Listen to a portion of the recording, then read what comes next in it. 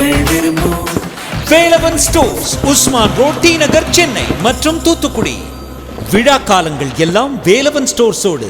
பிரச்சாரம் பண்ணுங்க, எல்லாம் பண்ணுங்க, உண்மையான திட்டங்கள் கொண்டு வாங்க.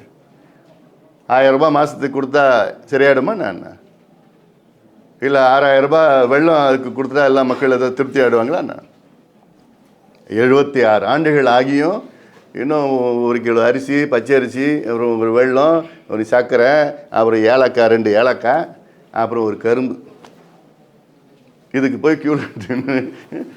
அதாவது இந்த திராவிட மாடல்லாம் என்ன?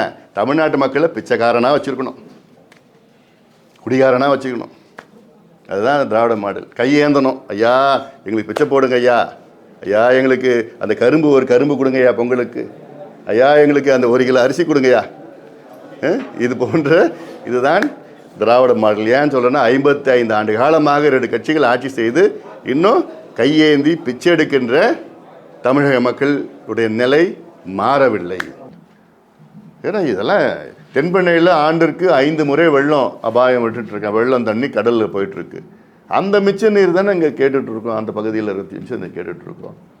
பஞ்சப்பள்ளி அண்ணன் வந்து உபரிநீர் திட்டம், அது வாய்க்கால், அங்கங்கே வாய்க்காலில் எவ்வளோ அகலப்படுத்தி அது கிட்டத்தட்ட அதில் ஒரு 2 டிஎம்சி 3 டிஎம்சி வந்து சின்னார் மூலமாக காவேரியில் கிடக்குது, காவேரியில் போயிட்டுருக்குது.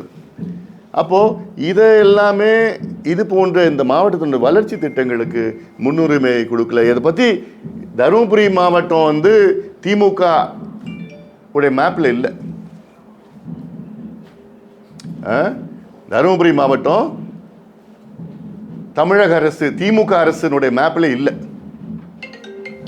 அப்படி இருந்தா இந்நேரம் எவ்வளோ திட்டங்கள் கொண்டு வந்திருக்கலாம். அமைச்சர்கள் வராங்க போறாங்க, என்ன கொண்டு வந்து இந்த மாவட்டத்தின் வளர்ச்சிக்காக நீங்க அப்படின்னு ஒன்று இல்லை. மேப்ல இருந்து எடுத்துட்டாங்கன்னு நினைக்கிறேன். அவங்கள திமுகவை பொறுத்த வரைக்கும் தமிழ்நாட்டில் 37 மாவட்டங்கள் தான் இருக்கு, 38 இல்லை. முதலமைச்சர் அவர்கள் இவ்வளோ பிரச்சனைகள் உள்ள மாவட்டம், 5 லட்சம் பேர் இந்த மாவட்டத்தில் வேலை இல்லாதனால வெளி மாவட்டம், வெளி மாநிலங்களுக்கு வேலைக்கு போயிட்டு இருக்கிறாங்க. அவங்க நிலையை பாருங்க. அவங்க எல்லாமே நிலம் வச்சிருக்கிறவங்க, நிலத்தின் சொந்தக்காரங்கள். ஆனால் அதை வச்சுட்டு அங்கே போய் கூலியாக வேலை செஞ்சுட்டு இருக்காங்க, கல் உடைச்சிருக்கிறாங்க, கொத்தனார் வேலை பண்ணி குப்பையை பொறுக்கிட்டு இருக்கிறாங்க. வேலை இல்லைங்க. இந்த திட்டங்கள்லாம் நிறைவேற்றினா இந்த வேலை வாய்ப்பு உருவாகும், பொருளாதார முன்னேற்றம் கிடைக்கும், விவசாயம் பெருகும், குடிநீர் பிரச்சனை தீரும். ஆனால் தொடர்ந்து சொல்லிட்டு வரோம். அதை பற்றி ஒரு அறிவிப்பு, ஒரு சிந்தனை. அதனால் இது எங்களுக்கு ரொம்ப ரொம்ப வருத்தமாக இருக்குது இந்த சூழல். அடுத்தது ஆன்லைன் சூதாட்டத்தில் பார்த்தீங்கன்னா நேற்று கூட ஒருத்தர் கடன் வாங்கி 8 லட்சம் ரூபாய் இழந்து, அதாவது ஒருத்தர் வந்து போன வாரம் ஆன்லைன் சூதாட்ட கடன் வாங்கி 8 லட்சம் ரூபாய் இழந்து அவர் தற்கொலை பண்ணியிருக்கிறார். நேற்று பார்த்தீங்கன்னா அதே போன்று ஒருத்தர் கடனை வாங்கி அவர் வந்து குழந்தைய கொன்று அவரும் தற்கொலை செய்கிற முயற்சி பண்ணார். ஆனால் குழந்தை மட்டும் கொண்டுட்டார், அவரை காப்பாற்றப்பட்டார். அப்போது இந்த ஆன்லைன் சூதாட்டம் மறுபடியும் வந்து இடைக்காலத்தில் இந்த சட்டம் வந்த உடனே இடைக்காலத்தில் ஒரு தற்கொலை கூட நடக்கலை. இப்போ அந்த சட்டம் ரத்து பண்ண பிறகு மறுபடியும் தற்கொலைகள் தொடங்கிவிட்டனர். இது வந்து தமிழக அரசு அதனுடைய நிலைப்பாட்டை தெளிவுபடுத்த வேண்டும். அமைதியாக இருக்கிறாங்க இது வரைக்கும். இந்த சட்டம் தடை பண்ணுறப்போ அதுக்கு பிறகு எந்த வார்த்தையை என்ன பண்ண போகிறாங்கன்னு ஒன்றும் தெரியல. உச்சநீதிமன்றம் மேல்முறையீடு செய்ய போகிறாங்களா, செஞ்சுருக்கிறாங்களா, செய்ய திட்டம் இருக்கிறதா? மக்களுடைய உயிர் இது.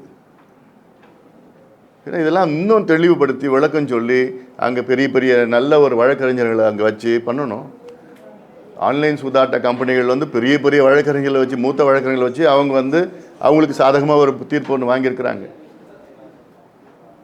அதனால் இது வந்து திறன் சார்ந்த விளையாட்டு, அதாவது இதில் வந்து அதாவது கேம் ஆஃப் லக் இல்லை, கேம் ஆஃப் தி ஸ்கில் அப்படின்னு சொல்லிட்டு. அதனால் இது வந்து இது மாற்றி, ஏன்னா அது எதிர்க்க விளையாடுறது வந்து இன்னொரு மனுஷன் கூட விளையாடினா ஒன்றும் பிரச்சனை இல்லை. விளையாடுறது யார் கூட? கம்ப்யூட்டரோட விளையாடுறாங்க. கம்ப்யூட்டரோட விளையாடி ஜெயிக்க முடியுமா ஆன்லைன் சூதாட்டத்தில்? அது சூதாட்டம். ஏன்னா இது எதையோ சட்ட சிக்கல்கள், சட்டத்தில் ஓட்டைகள்லாம் வச்சுக்கிச்சு பெரிய பெரிய முகுல் ரோஹத்கி, அப்படி அபிஷேக் சிங் மன்வி எல்லாம் இவங்கெல்லாம் கொண்டு வந்து இங்கே குறைச்சிருக்கிறாங்க. நம்ம என்ன பண்ணோம், விட்டுட்டோம். அதில் இது அரசு வந்து உடனடியாக அதை செயல்படுத்த வேண்டும். அப்புறம் தமிழ்நாட்டில் உடனடியாக ஜாதி வாரி கணக்கெடுப்பு நடத்தணும். எங்களுடைய மருத்துவர் ஐயா அவர்கள் சமீபத்தில் முதலமைச்சர் அவர்களை நேரில் சந்திச்சிருக்கேன். நினச்சி பாருங்கள், இது வரைக்கும் ஒரு பிரச்சனைக்கு நேரில் சந்தித்த ஒரு இன்னைக்கு தமிழ்நாட்டில் இந்தியாவிலே ஒரு மூத்த தலைவர் மருத்துவர் ஐயா அவர்கள். அவர் போய் நேரில் போய் ஒரு முதலமைச்சரை சந்தித்து, ஏன்னா அவ்வளோ முக்கியமான ஒரு பிரச்சனையை பார்க்குறது. இது ஏதோ ஜாதி வாரி கணக்கெடுப்புனா தமிழ்நாட்டில் இருக்கிற ஜாதிங்க தலை எண்ணறது கிடையாது. தமிழ்நாட்டில் உள்ள ஜாதிகள் எத்தனை ஜாதிகள் இருக்கிறோ அந்த ஜாதிகளுடைய நிலை என்ன, இன்னைக்கு சமூக பொருளாதார நிலை என்ன, அதுதான் கணக்கெடுப்பு. இது வந்து சென்சஸ் கிடையாது, இது சர்வே. இது வந்து காஸ்ட் சென்சஸ் கிடையாது, காஸ்ட் சர்வே. அதாவது இதில் வந்து சர்வேக்கும் சென்சஸுக்கும் தமிழக அரசு முதல்ல புரிஞ்சுக்கணும். புரியுது, ஆனால் புரியாதபடி நடிச்சிட்டு இருக்கிறாங்க. எல்லாமே புரியுது, சட்டம் இருக்குதுன்னு தெரியுது, எவ்வளோக்கி சொல்லிட்டோம். அவங்களுடைய வழக்கறிஞர்களுக்கு எல்லாம் தெரியுது. அதில் திமுகவுடைய வழக்கறிஞர் நான் பேசினேன், எல்லாம் எங்களுக்கு தெரியுதுன்னு நான் தெளிவாக சொல்கிறாங்க. அது மட்டும் இல்லை, திமுக கொஞ்சம் அமைதியாக சொல்லுவோம். திமுகவில் உள்ள அதாவது கலைஞர் அவர்கள் முதலமைச்சராக இருந்த காலத்தில் திமுகவுடைய மூத்த அரசு வழக்கறிஞர், அதாவது அட்வொகேட் ஜெனரலாக இருந்த திரு மாசிலாமணி அவர்கள் எங்களுடைய கருத்தரங்கில் கலந்து கொண்டு அவர் தெளிவாக சொல்லியிருக்கிறார் என்னன்னு, தமிழக அரசுக்கு அதிகாரம் இருக்கிறது, சட்டம் இருக்கிறது என்று. அவர் திமுக ஆட்சி காலத்தில் அட்வொகேட் ஜெனரலாக இருந்தவர், அவரே ஒப்பீனியன் கொடுக்குறார். அப்புறம் ஏன் உங்களுடைய கடமையை நீங்கள் வந்து தட்டி கழிக்கிறீங்க? என்ன காரணம்? முதலமைச்சர் சுற்றி இருக்கிறவங்க, அங்கே இருக்கிற அமைச்சர்கள் வந்து அவங்களுக்கு இது வேண்டாம், பொருந்தாது. அவங்க எண்ணத்தில் என்னென்னா, ஜாதி வாரி கணக்கு நடத்தினா இந்த ஜாதியில் இவ்வளோ பேர் கேட்பாங்க, இவ்வளோ பேர் சீட்டு கேட்பாங்க, இவ்வளோ வந்துடும் அப்படின்னு ஏதோ ஒரு தவறான கருத்தில் அவங்க இருக்கிறாங்க. அது வேணாம். எங்களுக்கு ஜாதி எண்ணிக்கை எங்களுக்கு முக்கியம் கிடையாது. எவ்வளோ பேர் என்னென்ன ஜாதியில் எவ்வளோ பேர் இருக்காங்க அது எங்களுக்கு முக்கியம் கிடையாது, எங்களுக்கு தேவையும் கிடையாது. எங்களுடைய தேவைகள் என்ன? 1931 கணக்கு வைத்து தான், அதை வெள்ளையர்கள் அன்னைக்கு கணக்கு எடுத்தாங்க. கடைசியில் 6 முறை எடுத்தாங்க. அந்த 6வது முறை 1931 தான். அந்த கணக்கெடுப்பு எடுத்த நேரத்தில் அது வந்து சென்னை மாகாணம், மெட்ராஸ் பிரசிடென்சி. அதில் தமிழ்நாடு முழுவதும், ஆந்திராவில் கிட்ட ஹைதராபாத் தெற்கு வரைக்கும், கர்நாடகா மைசூர் தவிர மற்ற கர்நாடகா, கேரளாவில் த்ரவாங்கூர் தவிர மற்ற எல்லாம் பகுதியில் கேரளா, இது கணக்கெடுப்பு நடத்த. அப்போது அந்த கணக்கு வச்சு தான் இன்னைக்கு வரைக்கும் இடஒதுக்கீடு இந்தியா முழுவதும் கொடுத்துட்டு வராங்க, தமிழ்நாடு உட்பட. அப்போது ஒரு 100 ஆண்டுகளுக்கு முன்பு ஒரு கணக்கெடுப்பு நடத்தி அந்த அடிப்படையில் இன்னும் நீங்கள் இடஒதுக்கீடு கொடுத்துட்டு வரீங்க. அப்போது உங்களுக்கு உண்மையிலே உணர்வு இருந்ததுன்னா, நல்ல நிர்வாகத்திறன் இருந்ததுன்னா, இன்னைக்கு அந்த 100 ஆண்டுகளில் கிடைச்ச இடஒதுக்கீடு எந்தெந்த ஜாதிகள் பயன்பெற்றிருக்கிறது, எந்தெந்த ஜாதிகள் பயன்பெறலை. ஏன்னா இன்னைக்கு இடஒதுக்கீடு இந்தியாவில் ஜாதி அடிப்படையில் தான் இடஒதுக்கீடு கிடைக்குது. வேறு மத அடிப்படையிலையோ இனமோ மொழியோ மாநிலங்களின் அடிப்படையிலோ கிடையாது, ஜாதி அடிப்படையில் தான். அப்போது நீங்கள் இன்னைக்கு கணக்கெடுப்பு நடத்தி இந்தந்த ஜாதி இந்தந்த நிலையில் இருக்குது, சில ஜாதிகளுக்கு வந்து ரொம்ப மோசமான இருக்குது. அப்போது அந்த ஜாதிகளை கண்டறிஞ்சு அவங்களுக்கு கூடுதலாக இடஒதுக்கீடு, கூடுதலாக சலுகைகளை, கூடுதலாக நலத்திட்டங்கள் கொடுக்கணும். வெல்ஃபேர் ஸ்கீம், சலுகைகள் எல்லாம் கொடுக்கணும். அதுதான் உண்மையான சமூக நீதி. இல்லை நான்லாம் எடுக்க மாட்டேன், எங்களுக்கு தேவையில்லை, நாங்கள் சமூக நீதி வசனம் பேசுவோம், மேடையில் பேசுவோம், சமூக நீதி பெரிய மாநாடு நடத்துவோம், ஆனால் சமூக நீதி இதை நாங்கள் நடைமுறைப்படுத்த மாட்டோம். அதுதான் திமுக, இந்த நிலைப்பாட்டில் தான் திமுக இன்னைக்கு இருக்குது. எதை எடுக்கிறதுக்கு உங்களுக்கு பிரச்சனை என்ன? பீகாரில் எடுத்துட்டாங்க, அதை எடுத்து நடத்தி முடித்து அதுக்கு இடஒதுக்கீடு அதிகப்படுத்தியிருக்கிறாங்க.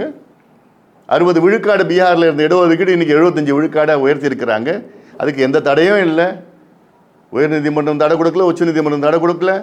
கர்நாடகாவில் எடுத்து முடிச்சுட்டாங்க, ஆந்திராவில் எடுக்கிறாங்க, ஒரிசாவில் எடுக்க ஆரம்பிச்சிட்டாங்க, எல்லா மாநிலம் எடுத்துக்கிட்டு இருக்கிறாங்க. அப்போ உங்களுடைய பிரச்சனை என்ன? இது இல்லாமல் இன்னொரு முக்கியமானது வந்து 69 விழுக்காடு இடஒதுக்கீடு பாதுகாக்கணும். உச்சநீதிமன்றத்தில் வழக்கு நிலுவையில் இருக்குது. அதில் 2010 தீர்ப்பில் என்ன சொல்லியிருக்கிறாங்க, ஓராண்டிற்குள் நீங்கள் வந்து நியாயப்படுத்தணும். தமிழ்நாட்டில் ஏன் 69 விழுக்காடு இடஒதுக்கீடு உங்களுக்கு கிடைக்குதுன்னு நியாயப்படுத்தணும்னு 2010 உச்சநீதிமன்றம் தீர்ப்பு கொடுத்துருக்காங்க. அந்த ஒரு வருஷத்துக்கு பிறகு தரவுகளை எங்களுக்கு கொடுங்க, இல்லாட்டி நாங்கள் இந்த 69 விழுக்காடு இடஒதுக்கீடு ரத்து பண்ணுவோம். ரத்து செய்வோம் என்று உச்சநீதிமன்றம் அன்னைக்கு தீர்ப்பு கொடுத்து 13 வருஷம் ஆயிடுச்சு. அந்த வழக்கு உச்சநீதிமன்றத்தில் நிலுவையில் இருக்குது. ஏன்னா ஒவ்வொரு வருஷமும் இந்த வழக்கு உச்சநீதிமன்றத்தில் வரப்போ அப்போ சரி இந்த ஓராண்டு நாங்கள் 69 விழுக்காடு இடஒதுக்கீடு அனுமதி கொடுப்போம் என்று சொல்லி மீதி இருக்கிற இடங்களுக்கு, அதாவது 19 விழுக்காடு இடங்களுக்கு நீங்கள் கூடுதலாக இடத்த நீங்கள் நிரப்பணும், உருவாக்கணும், இப்படிலாம் சொல்லிட்டு காலம் கடந்துட்டு வரணும். இந்த கணக்கெடுப்பு நடத்தி பண்ணிங்கன்னா இன்னைக்கு தாழ்த்தப்பட்ட சமுதாயத்திற்கு இன்னைக்கு 18%லேருந்து 22% கிடைக்கும். எம்பிசிக்கு இன்னைக்கு 20லேருந்து 24% கிடைக்கும். பிசிக்கு இன்னைக்கு 30லேருந்து 45% கிடைக்கும். அப்போ இதெல்லாம் நினைச்சு பாருங்க எவ்வளோ நன்மைகள் கிடைக்கும். அதில் இது ஏதோ வேலை வாய்ப்பு மட்டும் கிடையாது, கல்வியிலையும் சில பேர் எங்க அரசு வேலையெல்லாம் குறைச்சிட்டாங்க, கொஞ்சம் எவ்வளோ யாருக்கு கிடைக்க போகுது, இதெல்லாம் தவறான கருத்தை சொல்லிட்டு வர்றாங்க. அதெல்லாம் இது இடஒதுக்கீடு மட்டும் கிடையாது. இது நீங்கள் ஜாதி வாரி கணக்கெடுப்புனா ஒவ்வொரு ஜாதியும் இப்போ குறிப்பாக இப்போ குறவர்கள் இருக்காங்க, குறவர் சமுதாயம் இருக்கிறாங்க. அவங்க எத்தனை பேர் இருக்கிறாங்க, எந்த நிலையில் இருக்கிறாங்க, எத்தனை பேருக்கு வீடு இருக்குது, எத்தனை பேர் குடிசையில் இருக்கிறாங்க, எத்தனை பேருக்கு வீட்டில் கழிப்பறை இருக்குது, எத்தனை பட்டதாரிகள் அவங்க வீட்டில் இருக்கிறாங்க, எத்தனை பேர் படிச்சிருக்கிறாங்க, எவ்வளோ நிலம் வச்சிருக்கிறாங்க, நிலம் இல்லையா, இதெல்லாம் கண்டறிஞ்சு அவங்களுக்கு ஏற்ப திட்டங்கள் அரசு கொண்டு வரணும். அதுக்காக தான் நாங்கள் கணக்கெடுப்பு நடத்துகிறோம். அதில் சர்வே தான் கேட்குறோம், சென்சஸ் கேட்கல, தலையை எண்ணிக்கை வேண்டாம் எங்களுக்கு. சர்வேனா என்ன, ஒவ்வொரு சமுதாயம் எந்த நிலையில் இருக்கிறது என்று